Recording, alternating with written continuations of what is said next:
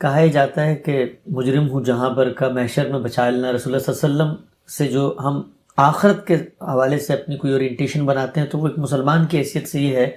کہ چلیں کچھ ہم نے گناہ کر بھی دیے، کچھ ہم سے غلطیاں ہو بھی گئیں، لیکن رسول اللہ کا سہارا قیامت کے دن ہمارے لیے باہر کیف رہے گا اور وہ ہماری شفاعت کریں گے، ہمیں جہنم سے بچا لیں گے۔ تو کیا قرآن مجید اس تصور کو بھی کوئی بیان کرتا ہے کہ رسول اللہ مسلمانوں کو آخرت میں بچا لیں گے؟ قرآن مجید نے بالکل واضح کر دیا ہے کہ قیامت میں تنہا منشا، تنہا فیصلہ اس کائنات کے خالق کا ہوگا، اور یہ بھی بتا دیا ہے کہ یہ کائنات کا خالق ہے کہ جو کسی پر عفو و درگزر کرنے کے لیے یا کسی کو معاف کرنے کے لیے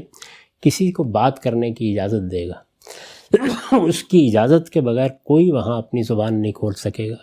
نہ کوئی مقرب فرشتہ، نہ کوئی پیر، نہ پیغمبر۔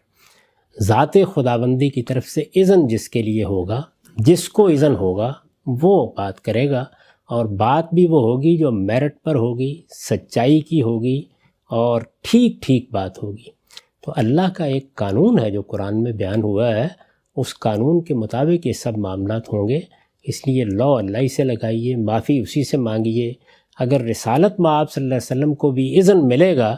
کہ ہم میں سے کسی کے بارے میں کچھ فرمائیں تو وہ اللہ کی عنایت سے ملے گا، اللہ کے کرم سے ملے گا، اللہ کے التفات سے ملے گا، اللہ کے عفو و درگزر کا فیصلہ کرنے سے ملے گا، اللہ کی رحمت کا مستحق ہونے سے ملے گا۔